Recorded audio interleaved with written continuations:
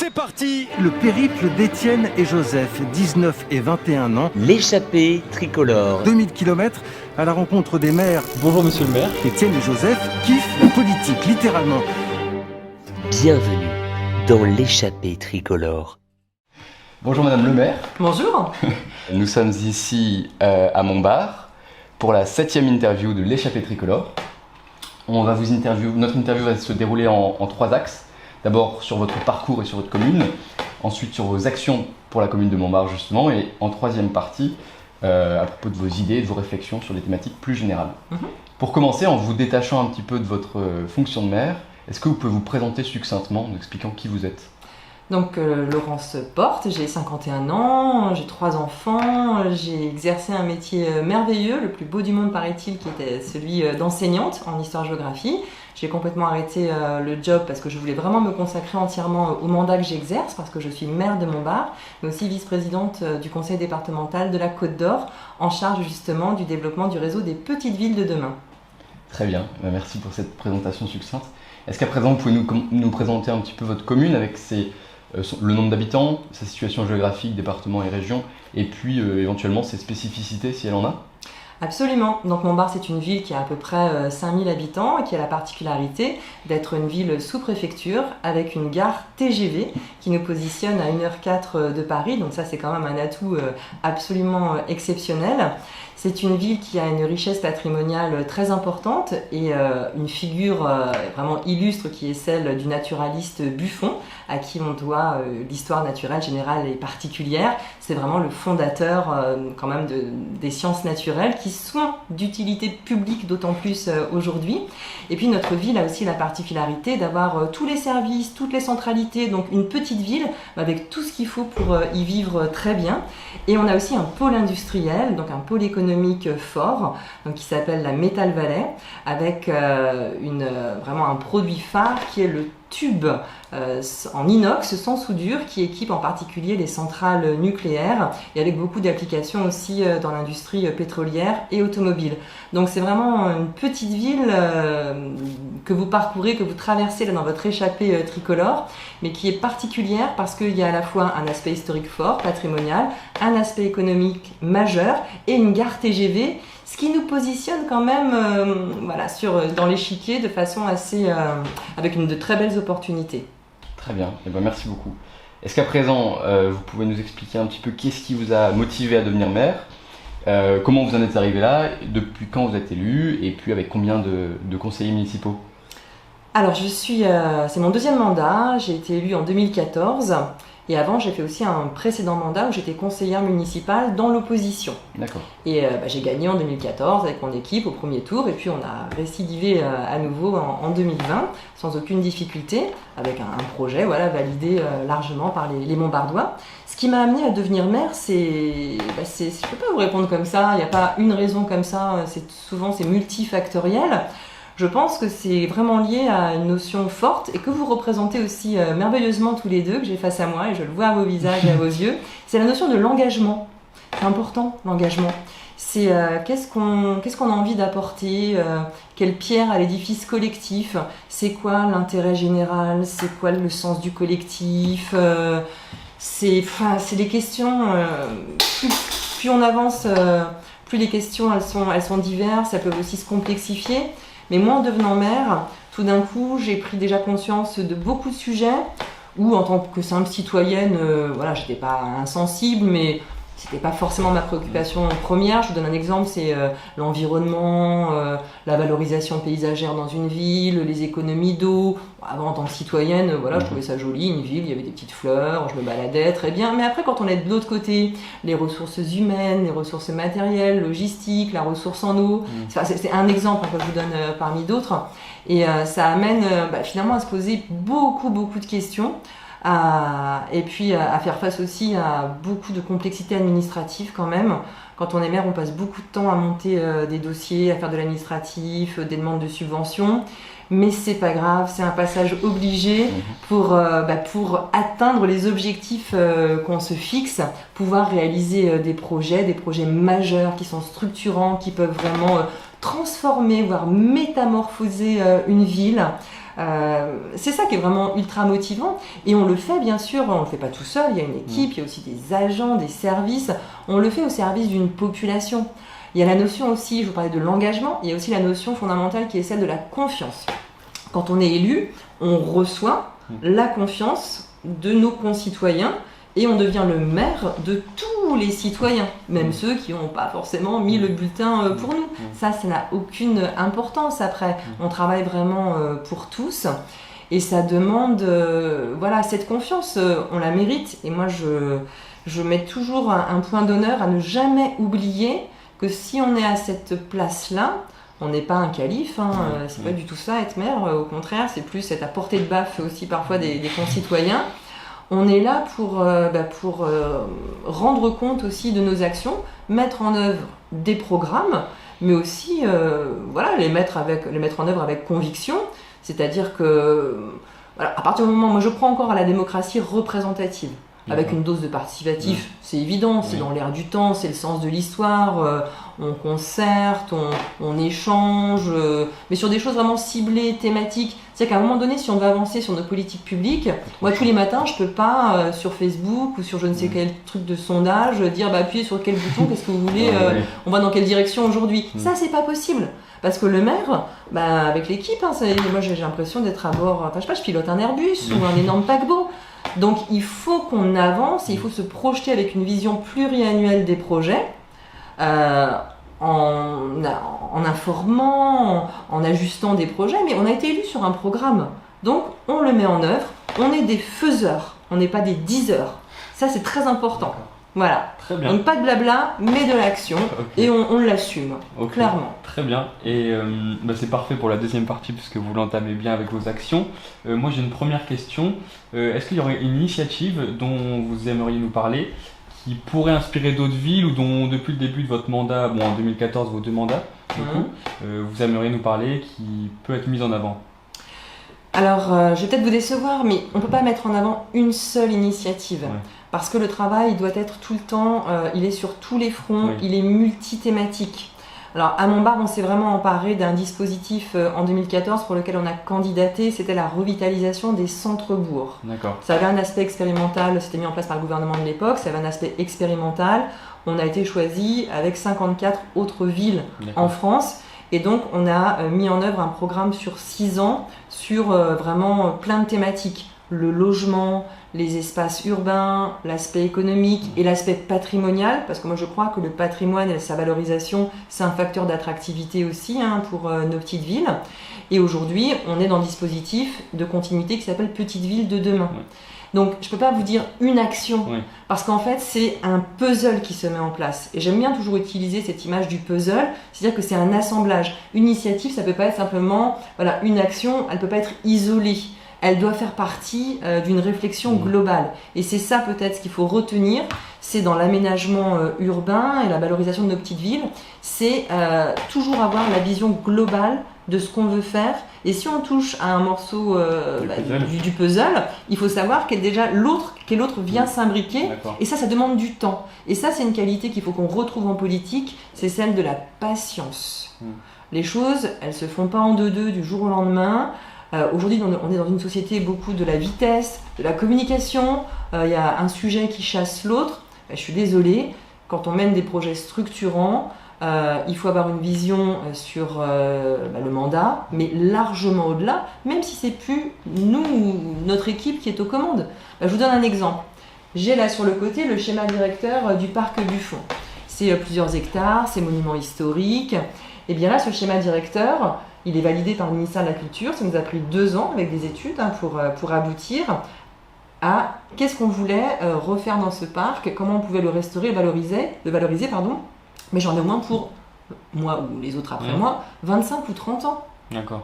Mais c'est ça aussi, c'est la qualité aussi, je pense, qu'on doit retrouver en politique. C'est la patience. Et les Français ne sont pas forcément toujours des gens très très patients. Mais dans la relation, et alors la chance qu'on a aussi quand on est maire d'une petite commune, c'est qu'on a une relation très proche avec les administrés. C'est-à-dire qu'on les rencontre dans la rue, on discute facilement avec eux, j'ai pas besoin de faire des grandes réunions, je les rencontre, ils me parlent. Et à chaque fois, on explique les choses, et après, ça fait ça. Comment dire, les infos, elles se communiquent de famille, en réseau, etc. Et c'est la pédagogie du terrain en fait. Ok. Et retrouver la patience. Ok. Génie est. Buffon il dit le génie c'est l'art de la patience justement. J'ai placé ma citation de Buffon, yes, elle peut servir dans une copie. Dans toute copie elle passe très bien.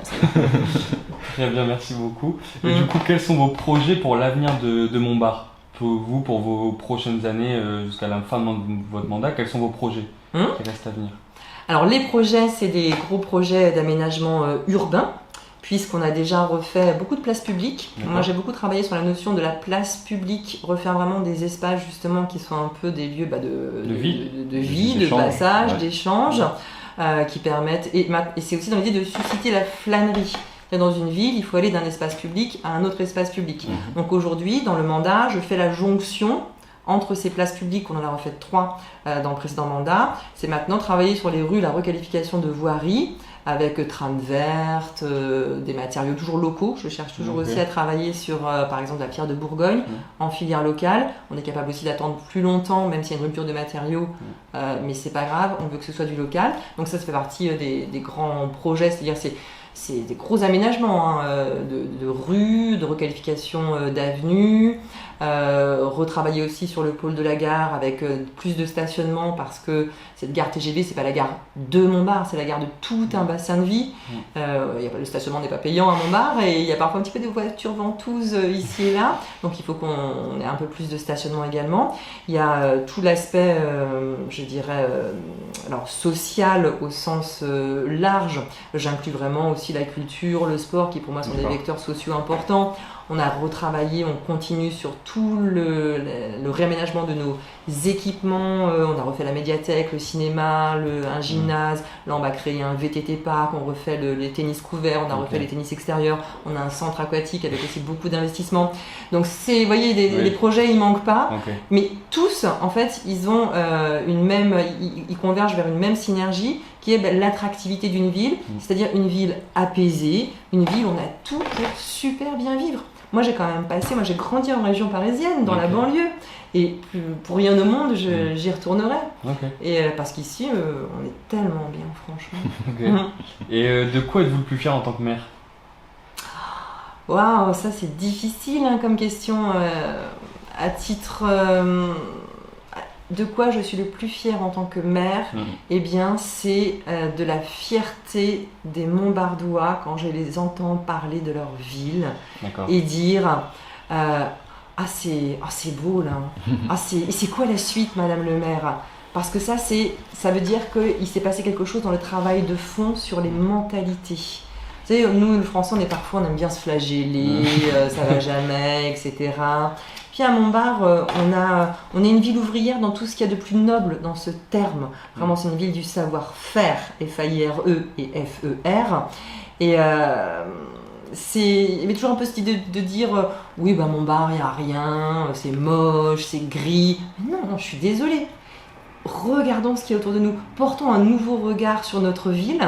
Et aujourd'hui, ma fierté, c'est vraiment de dire oh là là, mais c'est beau, madame le maire, mais c'est quoi la suite? Voilà, et ça, wow, c'est génial. Général et un aspect plus national, même si on garde quand même à l'esprit la commune de Montbard. Moi, j'ai une première question. Vous parlez tout à l'heure d'attractivité.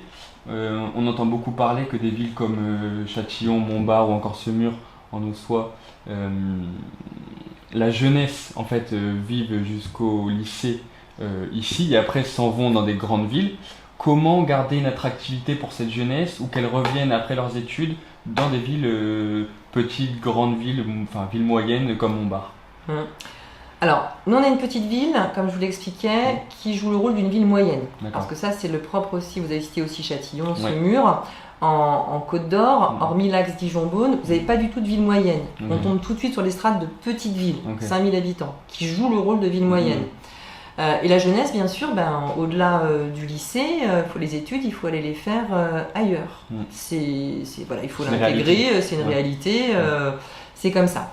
Alors, pour faire revenir la jeunesse, moi je pense qu'aujourd'hui, de toute façon, les évolutions aussi, elles sont telles.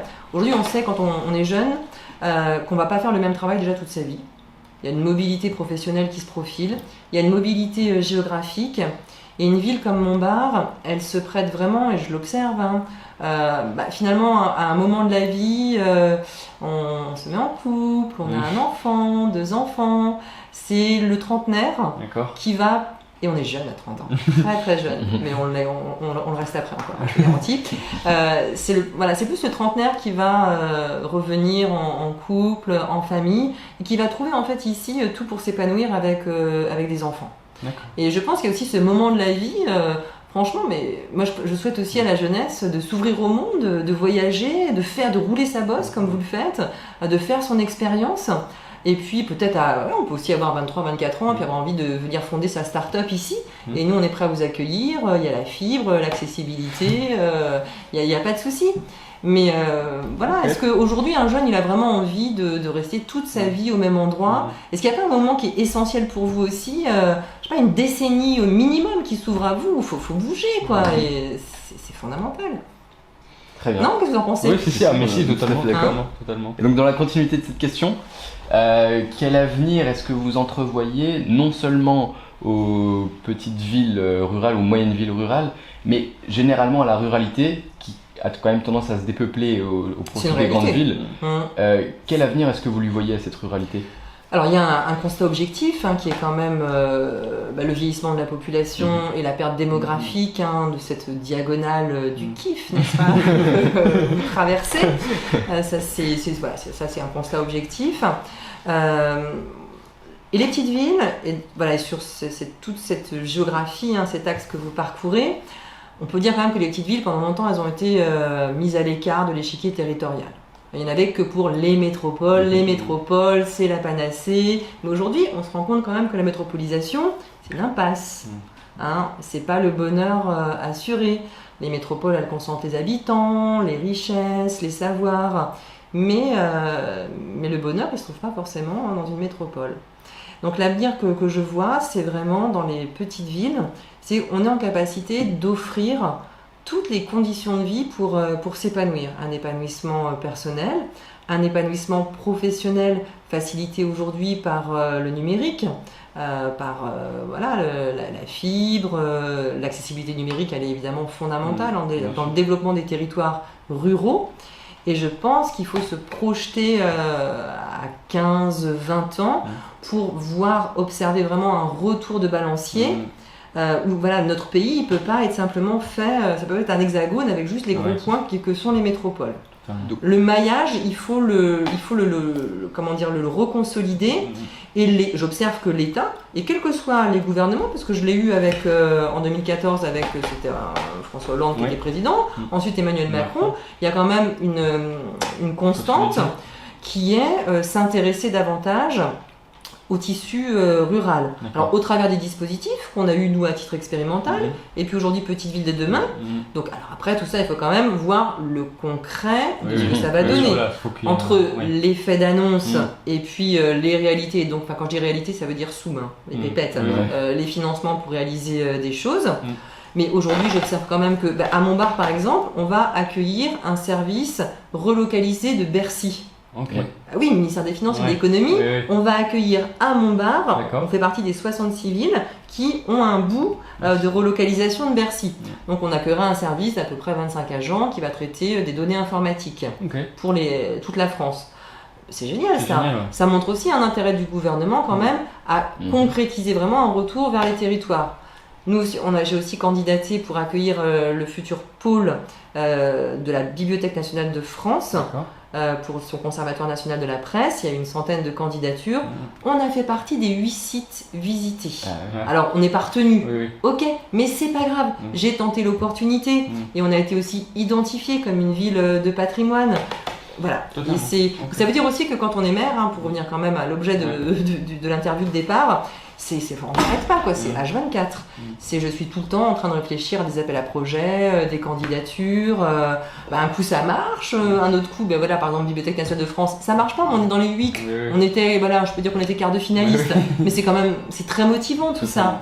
Donc il faut saisir les opportunités, croire en nos territoires, et puis arrêter de se lamenter tout le temps, quoi. Il faut aussi retrousser les manches, quoi. Mais politiquement, vous prônez vraiment cette décentralisation économique vers les territoires. J'ai quand même une approche assez girondine, de la territorialisation, c'est clair. Très bien. Et pour passer à une troisième question, est-ce que vous auriez un message à faire passer aux personnes qui regardent cette vidéo? Voilà, est-ce que vous... Alors, le message, je m'adresse à vous qui regardez la chaîne YouTube de Joseph et Étienne. Déjà quand même, ils sont géniaux de faire ce boulot. Le message que je voudrais vous faire passer, c'est n'hésitez pas à regarder toutes les interviews qui vont diffuser, parce que je pense que vous aurez des témoignages diversifiés par les personnalités, mais avec des messages qui vont être convergents, et qui est que cette échappée tricolore, venez vous aussi vivre l'aventure de l'échappée tricolore, venez sur nos territoires, on n'est pas des territoires ultra périphériques du lointain, on est la France, on est là, et une très très belle France, je peux vous l'assurer. Ça vous va comme punchline? On ne s'attendait pas forcément à un message aussi encourageant. Bon. Pour conclure, on aimerait vous poser une question très générale, qui peut être abordée sous plein d'aspects différents. En tant que maire, et donc élu de la République, mais à la fois maire, donc élu de proximité, qui a un vrai contact avec les habitants au quotidien, quel est votre sentiment sur l'état actuel de notre pays? D'un point de vue social, ou ça peut être aussi économique, ça peut être comme vous souhaitez l'aborder. Alors, l'état actuel de notre pays. L'état actuel de notre pays. Je pense que nous vivons une période charnière, une période de transition, où on sent que les citoyens ont ont envie de participer. Ça, c'est une très bonne chose. Je sens aussi que cette période de transition, elle est alimentée, et pas toujours de façon très bienveillante, par les réseaux sociaux, qui brouillent beaucoup les messages. Donc la proximité, elle doit rester une proximité, l'expression est à la mode aujourd'hui, en présentiel et pas en distanciel, au travers d'un écran où on se retrouve tous, on a tous envie, on s'est tous sentis un jour experts en tout, experts scientifiques, experts aménagement du territoire, experts politiques. C'est pas si simple d'exercer la fonction d'élu. Donc moi ce que je ressens, c'est qu'il faut faire confiance. Et puis, il ne faut pas se laisser pourrir par toute cette information et cette espèce de charivari, notamment des réseaux sociaux, qui abîment la véritable belle essence et belle nature de la démocratie. C'est qu'on ne prend plus le recul, la réflexion, l'esprit critique. On va tout de suite sur l'esprit de critique, je critique tout, je me plains. Et on prend plus suffisamment la distance, le recul pour avoir un regard critique sur les choses. Et ça, c'est pas bien du tout, parce que ça amène des tas de problèmes.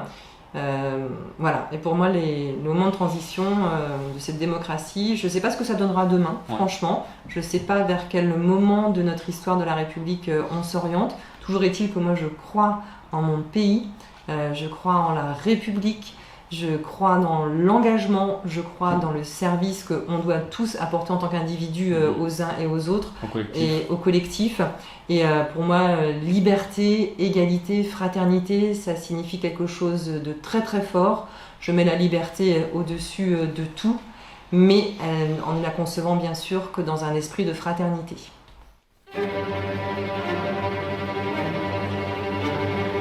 Beau ça quand même. C'est très beau.